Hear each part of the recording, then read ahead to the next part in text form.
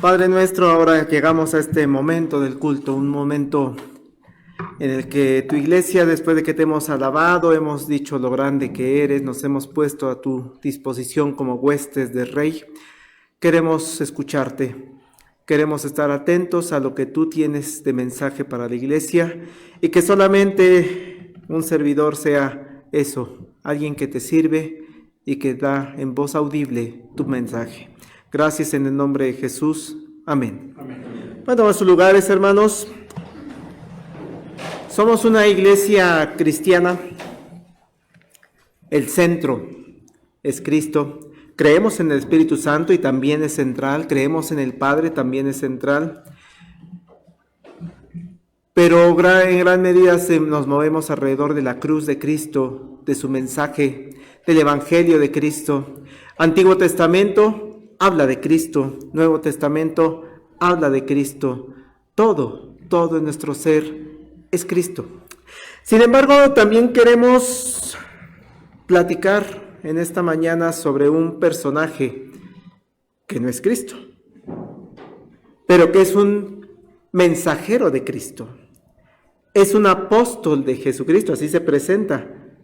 Yo, Pablo, apóstol de Jesucristo. Porque el apóstol Pablo, hermanos, es un personaje también muy importante. De hecho, es central en la historia de la iglesia cristiana.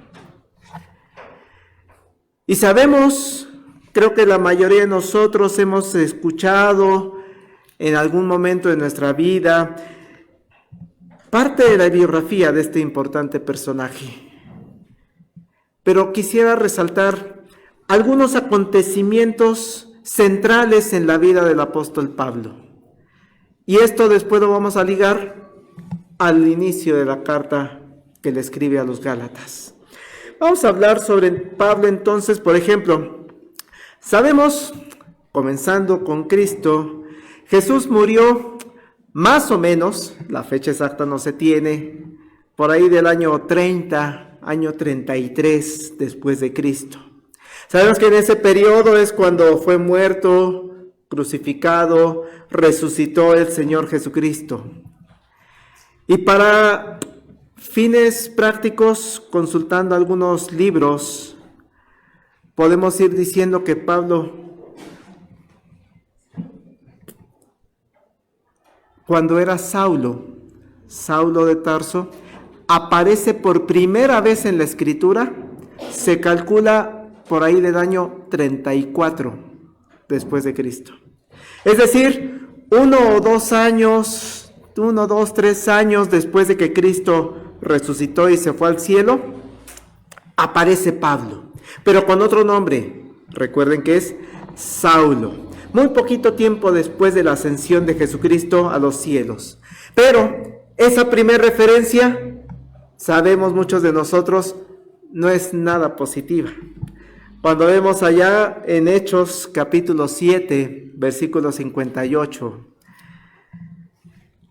un capítulo que habla de un apedreamiento. ¿Contra quién es, hermanos? ¿A quién apedrean? A Esteban. Y dice en la parte final, cuando ya le van a dar muerte a este Esteban, y echándole fuera de la ciudad le apedrearon. Y los testigos pusieron sus ropas a los pies de un joven que se llamaba Saulo. Ahí estaba Saulo. Y lo que todo parece indicar en este inicio de su biografía, él estaba contento, disfrutando. ¿Por qué? Porque él después se va a convertir en un perseguidor de la iglesia. Y vean cómo lo describe el escritor del libro de Hechos en el capítulo 8, versículo 1, en el siguiente. A los pies de un joven que se llamaba Saulo. Y Saulo consentía en su muerte. le daba gusto. Estaba de acuerdo que mataran a los cristianos y que los mataran apedreándolos. Y es que, hermanos, recordemos que Saulo era un judío, pero que pertenecía al grupo de los fariseos. Es decir, era una persona que era extremadamente exigente en que se cumpliera la ley. Que las leyes que se habían puesto en el Antiguo Testamento y todas las leyes que habían salido de ese análisis del Antiguo Testamento, muchas de ellas leyes que no eran bíblicas, pero que los habían puesto los hombres. No puedes caminar más de 1 kilómetro. Nunca dice que más de 1 kilómetro, no dice medidas. Pero los fariseos habían dicho, en día de descanso no puedes caminar más de 1 kilómetro. Está prohibido. Pablo era de las personas que tienen que cumplir así. Te pasaste 100 metros de ese kilómetro, eres un pecador. Saulo, para poder ser fariseo, para conocer la ley de manera muy, muy puntual, también resulta que era académicamente muy preparado. Muy, muy preparado. Era una persona sabia. Conocía con muchos detalles lo que hoy conocemos como el Antiguo Testamento.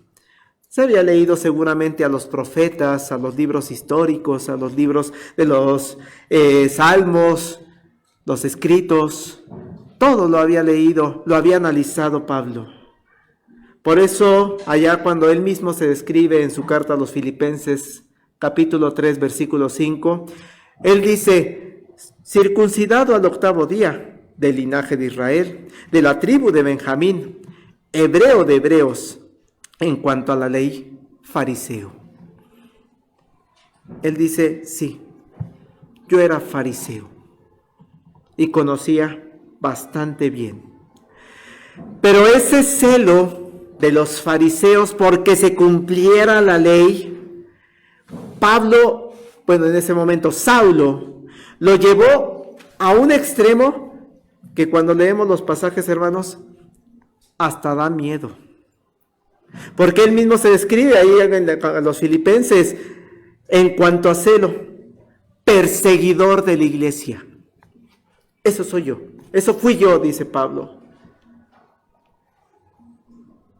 Cuando estábamos haciendo los arreglos de la fachada, hermanos, por ahí se analizó la cuestión de las protecciones a las ventanas. Y comentaban los hermanos del consistorio, parece ser que esas protecciones se pusieron cuando se construyó el templo, porque había personas que, estamos hablando del 1949, odiaban a los protestantes.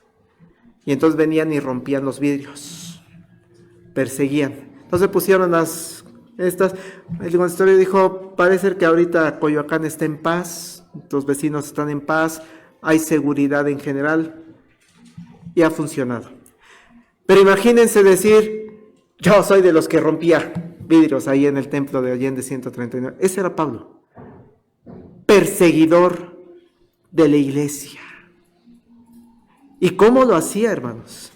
El libro de Hechos nos describe con bastante claridad cómo era ese deseo que tenía Pablo para que se guardara la ley.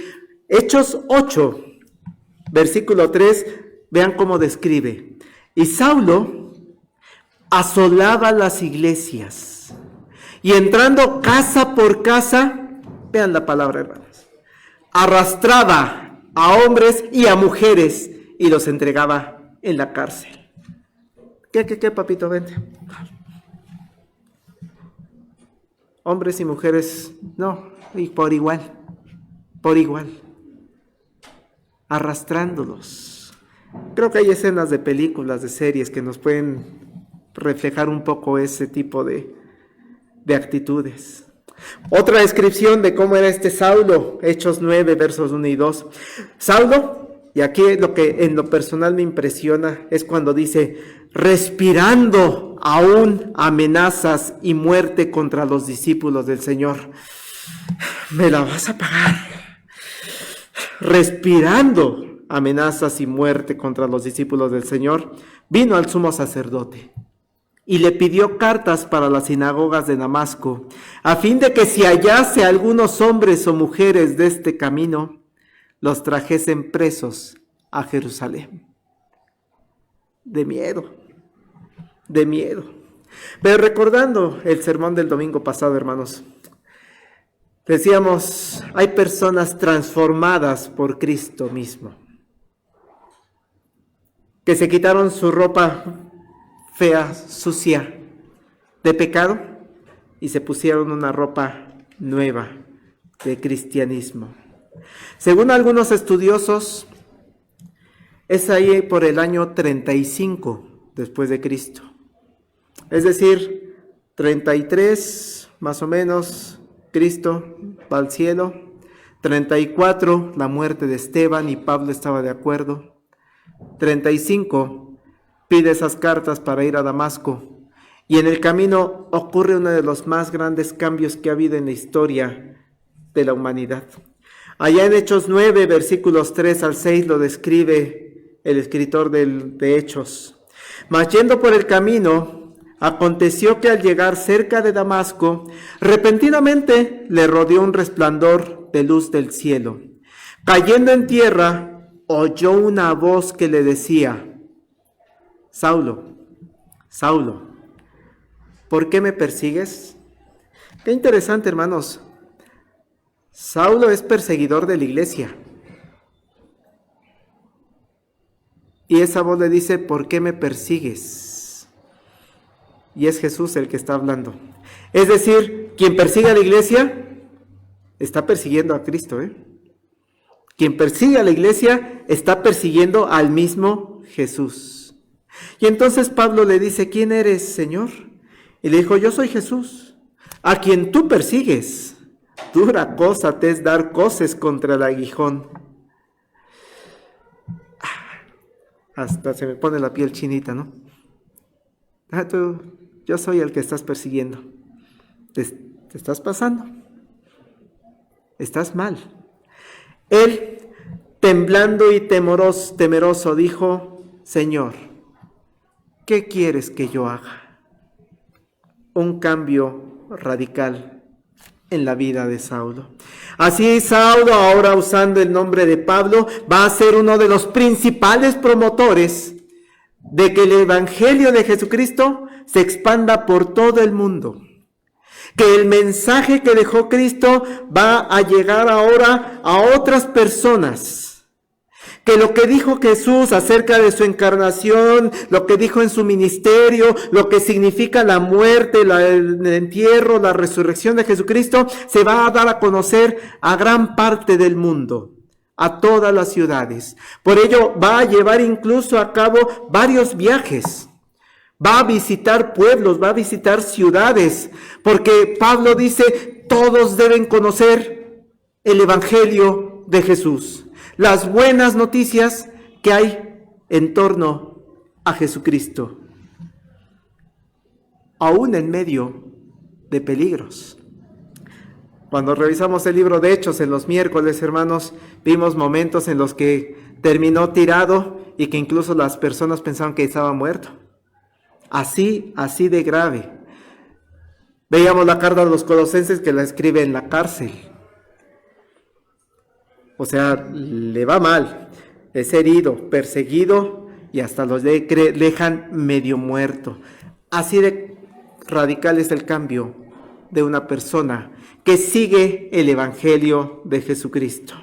Y en ese amor que Pablo tiene ahora para proclamar el evangelio de Cristo, que antes lo perseguía y ahora lo quiere expandir y que todo el mundo lo sepa, mantiene constante comunicación sobre las situaciones que pasan en las iglesias. Algunas de ellas, él es el que ayudó a que se instauraran las iglesias cristianas. Ciudad que iba, se nombraban ancianos, se nombraban diáconos para que empezaran a funcionar solas. Y pasaba a otra iglesia y se nombraban ancianos, diáconos, y empieza a haber iglesias en varias regiones del mundo antiguo. Y es tal su amor de Pablo que se mantiene en comunicación con ellas. Claro, El medio de comunicación en ese momento es oral. Las personas que van a verlo, oye, te cuento lo que pasó en tal comunidad. Y el otro medio de comunicación es por carta. Así que Pablo sabe que hay iglesias en toda una región que se llama Galacia. Hablar de la región Galacia es como decir zona metropolitana, que hoy ya está confundida este Estado de México y Ciudad de México, y cuando hablamos zona metropolitana sabemos que es toda una región muy amplia, ¿no? La Huasteca, pues sí, sabemos que es San Luis Potosí, que es parte de Tamaulipas, pero es toda una región. Así es la región de Galacia. Y ahí en esa región hay varias iglesias. Y le llega a Pablo información sobre cómo están viviendo esas iglesias. Ahora sí, tengan su Biblia abierta en Gálatas. Gálatas, versículo 1 y 2 del capítulo 1. Pablo, apóstol, no de hombres ni por hombre, sino por Jesucristo y por Dios el Padre que lo resucitó de los muertos, y todos los hermanos que están conmigo, a las iglesias, como se dice actualmente, ¿no? Moral, como para darles un mensaje. Y por lo tanto, su mensaje es incompleto, no es suficiente. Hay que usar otras cosas para alcanzar la salvación. El mensaje de Pablo era: solo Cristo salva, no necesitas más. Pero hay dudas. ¿Qué viene a decirnos aquí? No, si tenemos la circuncisión, recuerdan que ese es un problema constante en las iglesias primitivas. No, pero si tenemos la ley, sí, no caminar más de 1 kilómetro en días de sábado. Hay dudas acerca de Pablo. Por eso Pablo les tiene que recordar: Pablo, apóstol, no de hombres ni por hombres, sino por Jesucristo y por Dios el Padre que lo resucitó de los muertos. No me puso un nombre, ¿eh? A mí me puso como apóstol Cristo. Y vean el versículo 11. Mas os hago saber, hermanos, que el evangelio anunciado por mí no es según hombre. Esta, hermanos, es una primera enseñanza, considero, para nuestra iglesia en esta mañana. Si alguna persona nos critica acerca de nuestra creencia, si critica que el pastor, el líder, lo que busca es dejar sus enseñanzas y lo que está haciendo es lavar el cerebro, eso piensan muchas personas ateas. Lo que hacen en las iglesias es lavarles el cerebro para que a todo digan que sí. No se preocupe, hermanos. Hay personas que creen que un grupo está manipulando, hablando por ejemplo de la católica romana desde el Vaticano, ¿no? A eso se piensa. Y están engañando a las personas en beneficio propio. Hermanos, aquí están las palabras para salir en defensa.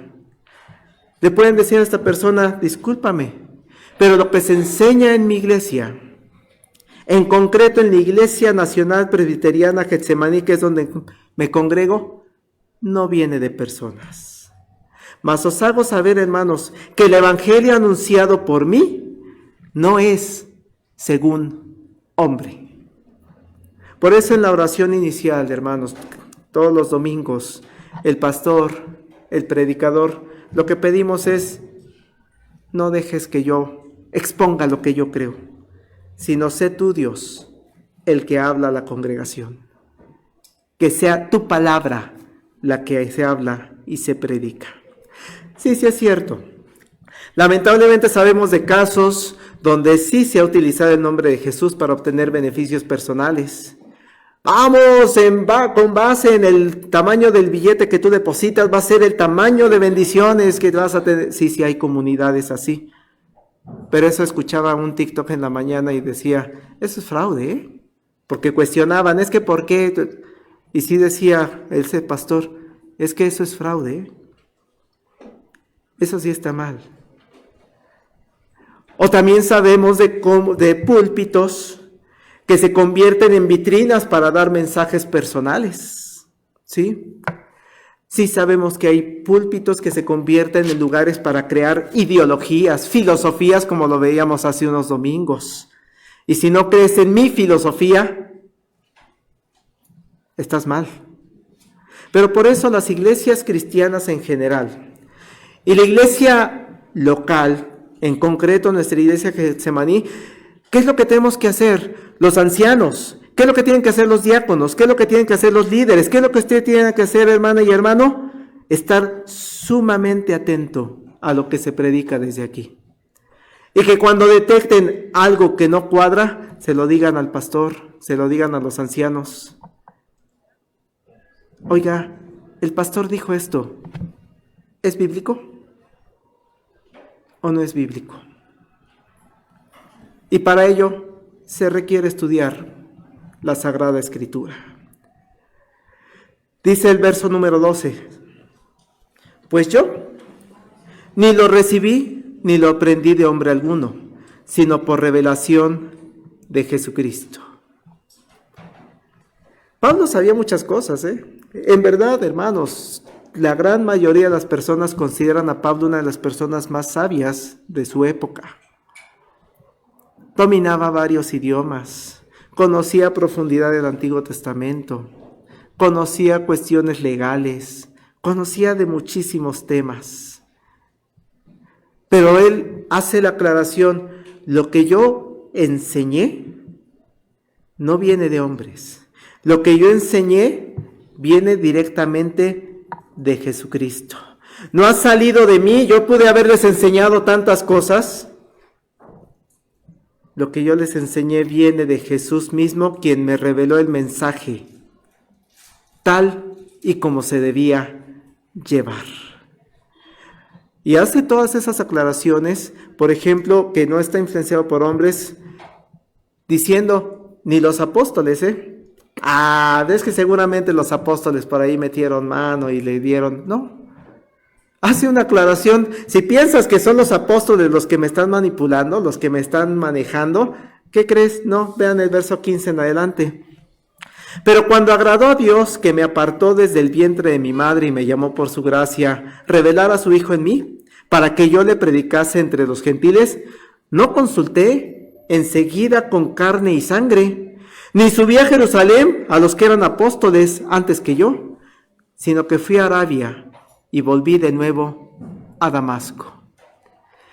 Ya soy cristiano, ya me llamo Jesucristo, voy a ir a preguntarle a los otros 10, 11 apóstoles, ¿qué es lo que debo yo enseñar? No subí a Jerusalén a los que eran apóstoles antes que yo, no los fui a buscar. ¿A dónde se fue, hermanos? Dice, a Arabia, y volví de nuevo a Damasco. Arabia, creo que la mayoría de nosotros ubicamos, y más para aquellas épocas, es un desierto. Pablo, en lugar de ir a buscar en la academia, podríamos decir, ¿no?, en los grandes estudiosos, en los grandes conocedores, en los grandes libros, Pablo primero se fue al desierto, donde Jesús le revela el mensaje que va a llevar a todas las naciones, en donde lo principal, hermanos, es que tiene tiempo para meditar sobre lo que era. Todavía unos días antes iba a perseguir y respiraba amenazas de muerte, y hoy ha cambiado. Necesita tiempo para meditar, para estar en una preparación espiritual. Necesita tiempo para hablar con el Padre, para hablar con Jesucristo, para hablar con el Espíritu Santo.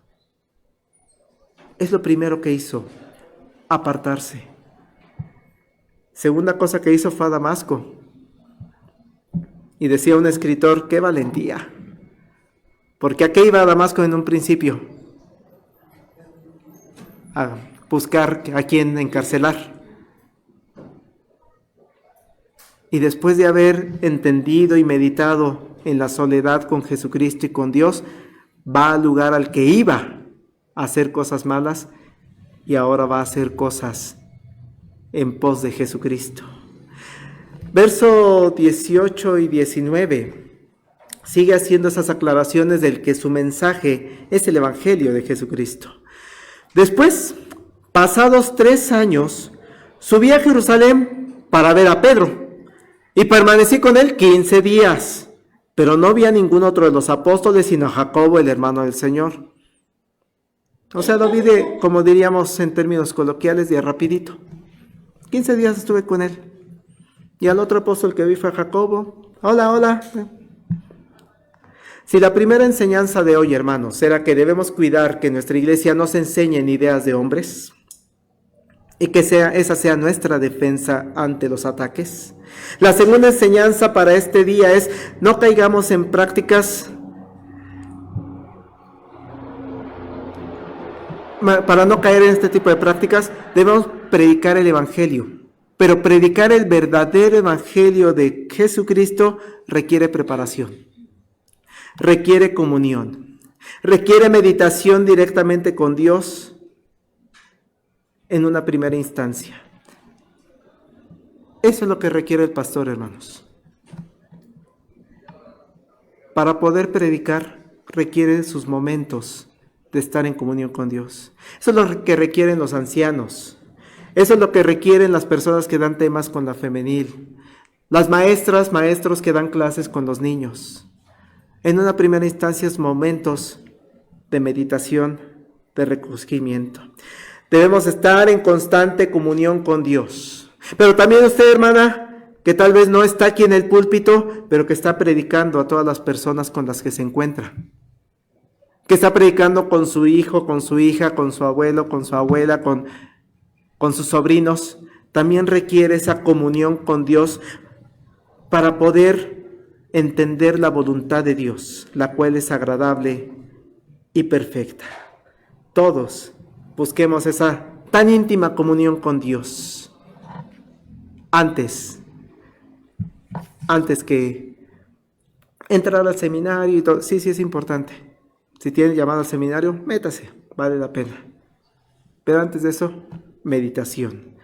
Tercera enseñanza, hermanos, verso 21 al 24. Este día van a ser 4 enseñanzas, entonces vamos en la tercera. 21 al 24. Después fui a las regiones de Siria y de Cilicia, y no era conocido de vista a las iglesias de Judea que eran en Cristo. Solamente oían decir: aquel que en otro tiempo nos perseguía, ahora predica la fe que en otro tiempo asolaba, y glorificaban a Dios en mí. Hermanos, la fama de Saulo de Tarso era grande. Generaba temor, generaba miedo. Judíos y cristianos muy seguramente ya habían escuchado que había una persona mala, muy mala, que era perseguidora de la iglesia y que, Dios te cuida de que caigas en sus manos, en sus garras, porque va a entrar a tu casa y te va a agarrar de los cabellos y te va a sacar. Lo hace con saña, vas a ver sus ojos con odio hacia todo lo que sea el cristianismo. Escuchar su nombre de Saulo de Tarso se volvía motivo de miedo. Vean unos ejemplos de ese miedo que se causaba. Allá en Hechos, en Hechos 9, versículos 13 al 14, después de que Jesús le dice: ¿por qué me persigues? ¿Qué quieres que yo haga? Vas a ir a la casa de un Ananías. Él te va a explicar. Y dice el 13, entonces Ananías respondió: Señor, he oído de muchos acerca de este hombre. ¿Cuántos males ha hecho a tus santos en Jerusalén? Y aún aquí tiene autoridad de los principales sacerdotes para prender a todos los que invocan su nombre. No, Señor, ¿me vas a traer aquí a mi casa a este personaje? Ya Dios le dice: haz lo que tengas que hacer, porque me es útil para el ministerio, porque tengo cosas que encargarle.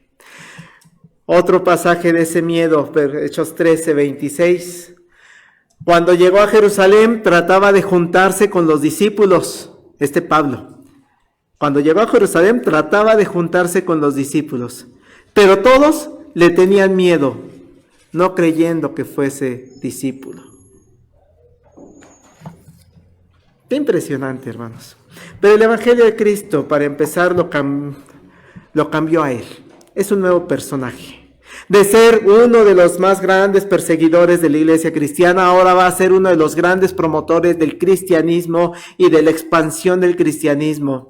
Va a ser uno de los principales personajes que se va a encargar de presentar a Jesús como el Salvador, para mostrar, con base en todo lo que conocía del Antiguo Testamento, que Jesús es el cumplimiento de las promesas. Pero algo central, que es la tercera enseñanza. Gran parte del evangelio que Pablo predicó, lo predicó no con palabras, lo predicó no con la escritura, lo predicó con su propia vida. Le mostró a las personas que el evangelio de Jesucristo puede cambiar una vida de manera radical. Al más grande perseguidor lo puede convertir en el más grande proclamador de la Escritura. Y en esta tercera enseñanza, hermano, ¿cómo era tu vida antes de conocer a Jesús? ¿Y cómo es ahora? ¿La gente nota esa diferencia? Cuando una persona entra a nuestra iglesia local, empieza a conocernos, empieza a conocer al pastor, a los ancianos, a los diáconos, a los líderes de la iglesia, a cada una de las personas que estamos reunidas. Lo que tienen que ver las personas es personas que han sido transformadas por el Evangelio de Jesucristo. No nada más escuchar el mensaje, sino lo tienen que ver. Van a estar viendo que sí, hay fallas. ¿El pastor se equivoca? Sí. ¿Los ancianos se equivocan? Sí. Pero también lo que van a observar es esas personas nuevas que entran a una comunidad es, mira, aquí se equivocan, pero se arrepienten y vuelven al camino marcado por el Señor. La vida es el testimonio del Evangelio de Cristo. ¿Qué ejemplo para mostrar el poder del Evangelio de Cristo, que es transformador? Más allá que la gente pueda decir de nosotros, como dijo del apóstol Pablo, aquel que en otro tiempo nos perseguía, ahora predica la fe que en otro tiempo asolaba. ¿Te acuerdas de aquel que se ponía unas guarapetas, pero bien bonitas? Oye, por el poder de Cristo. ¿Te acuerdas de él que te hablaba de tal manera? Hoy, por el poder de Cristo. ¿Te acuerdas de él que hacía unas fiestas, pero tremendas? Hoy, por el poder de Cristo. Y qué hermoso es el verso 24. Y glorificaban a Dios en mí. No dice me glorificaban a mí, no está diciendo, ay, San Pablo, ¿no? Y vamos a orarle, no. Glorificaban a Dios en mí. Dicho en otra versión, por causa mía, glorificaban a Dios. Porque veían lo que yo hacía y sabían mi pasado, lo que yo fui. Lo que Él es, yo quiero de lo que Él es. Yo quiero conocer lo que Él es. Paso a la cuarta enseñanza, hermanos, última enseñanza que nos deja en esta tarde, este mensaje a las iglesias de Galacia. Todo esto que hemos meditado en esta carta, pues ya creo que suena bonito, y lo es. Pero en realidad, ¿qué pasaba en Galacia? Verso número 6. Estoy maravillado de que tan pronto os hayáis alejado del que os llamó por la gracia de Cristo para seguir un evangelio diferente. Esa era la realidad, hermanos. Pablo les había ya predicado, Pablo les había explicado, Pablo con su propia vida había mostrado, y resulta que las iglesias de Galacia estaban desviadas. El apóstol Pablo, muy probablemente es en su primer viaje misionero, cuando realiza una serie de visitas a las ciudades que pertenecían a la región, y muy probablemente es a esas ciudades que les escribe esta carta. Se calcula por ahí del año 46 al 48 que se escribió esta carta. Más bien, visitó la región en el 46-48 y escribió esta carta en el 48-49, según los estudiosos. Otros estudiosos lo marcan un poquito después. Pero bueno, vean cómo es al año, a los 2 años que Pablo los visitó, que ya están desviados. Independientemente de si es las fechas exactas, si es a esas iglesias en concreto a las que se está refiriendo que visitó en el primer viaje, hermanos, solo han pasado 15 años más o menos de que Jesús se fue, que Jesús subió al cielo. Solo han pasado unos 13 años desde la conversión de Pablo y el inicio de su primer viaje misionero. Solo han pasado un par de años después de que Pablo probablemente visitó esas iglesias a las que les escribe. Y ya le llega la información. Están alejadas del Evangelio. Lo que se les predicó, están desviándose. Por eso Pablo, y me gusta mucho la palabra, se maravilla, se asombra. ¿Cómo es posible que tan pronto estén surgiendo ideas diferentes acerca del camino de Jesús? ¿Cómo es posible? Sabemos por el contenido de la carta y de otras cartas, ¿qué es lo que empieza a pasar? Que empiezan a entrar ideas judías. Intentan entrar a esas iglesias y es que lo que te dijo Pablo no es suficiente, hay que circuncidarte. Sabemos que empiezan a entrar ideas paganas del mundo gentil que se intentan introducir al Evangelio de Jesucristo. Y sabemos que hay tradiciones de hombres, filosofías de hombres que veíamos también en un sermón pasado, que intentan entrar al verdadero Evangelio de Jesucristo. Por eso Pablo se sorprende, por favor, ¿tan pronto se alejaron del verdadero mensaje de Cristo? Por eso la cuarta enseñanza para esta mañana es que, hermanos, la invitación de Pablo para nosotros y de Dios para nosotros como iglesia es estemos atentos. ¿Por qué?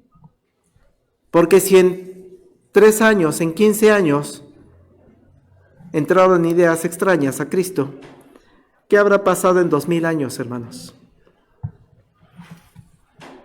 Claro que han entrado muchas ideas diferentes. Por eso tuvo que estallar una reforma protestante en 1500. 1500 años después, tuvo que estallar la reforma. Escuchaba con la hermana Elsie, ¿no? Las 95 tesis. 95 ideas que Lutero dice están mal. Están desviadas del verdadero Evangelio de Jesucristo. Y se siguen desviando. A la fecha, muchas iglesias. La invitación de Pablo a los Gálatas es que retumbe en nuestros oídos en la iglesia actual. Estoy maravillado de que tan pronto ya os hayáis alejado del que os llamó por la gracia de Cristo. Que cuando Pablo se entere de lo que acontece en la iglesia Getsemaní, diga, ustedes no.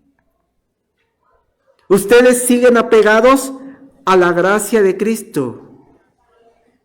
Estoy maravillado porque han seguido un evangelio diferente. Y que cuando le llegue el reporte de lo que pasa en la iglesia Getsemaní, ustedes no, ustedes siguen buscando y profundizando en lo que la Escritura dice.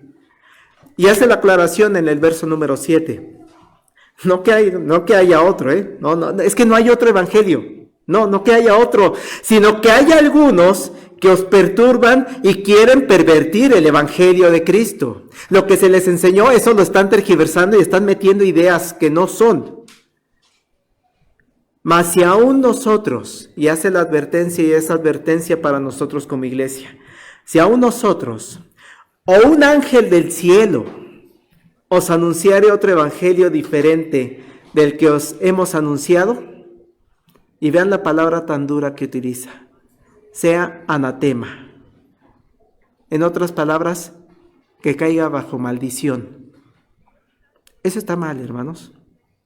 Tergiversar la palabra de Dios, tergiversar el evangelio de Cristo, está mal. Así que, aunque venga alguien y les diga, es que tuve una revelación, y lance poderes y los haga bailar y danzar, cuidado.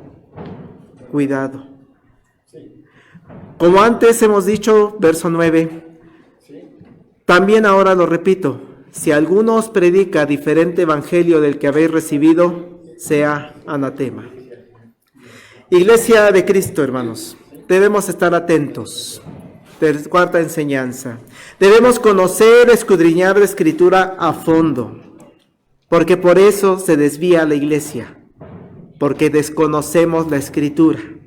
Debemos estar atentos a las ideas que hay a nuestro alrededor para no hacerle caso a las personas que todo lo que buscan es beneficio propio, lo que buscan es perturbar, lo que buscan es pervertir el Evangelio de Cristo. Debemos identificarlas. Y no nada más el pastor, los ancianos, los diáconos, todos debemos identificar y avisarles. Si sigues haciendo eso, estás cayendo bajo maldición. No hay otro evangelio, hermanos, que el de Cristo. Nada, ni nadie, ni los mismos ángeles, hermanos, nos deben desviar. Cuarta enseñanza, hermanos, estemos atentos. Concluyo. A nuestra amada iglesia podemos tener la certeza que ha llegado el verdadero evangelio de Jesucristo, no las ideas de los hombres, siempre y cuando veamos que se usa la Escritura como base para toda la enseñanza, para todo lo que se da.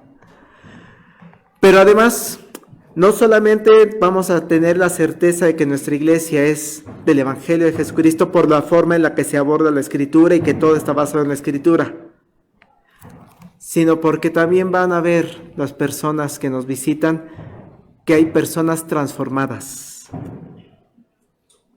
personas cambiadas totalmente en su vida, personas que día a día luchamos contra el pecado y que cuando caemos somos llamadas a arrepentimiento. Y que ese momento, por ejemplo, del culto que tenemos la confesión de pecado, sentimos dolor por nuestro pecado. No dejemos que entren personas que buscan tergiversar, pervertir este evangelio. Estemos atentos y tengamos como ejemplo aquellas palabras que el himnólogo escribió: cuán pendón hermoso despleguemos hoy la bandera de la cruz, la verdad del evangelio, el blasón del soldado de Jesús. Esas son nuestras palabras. Prediquemos siempre lo que dice Dios de la sangre de Jesús, cómo limpia del pecado al mortal y le compra la salud. Ese es el evangelio de Jesucristo. En el mundo proclamemos con fervor esta historia de la cruz. Bendigamos sin cesar al Redentor que nos dio su paz y su luz. Oramos.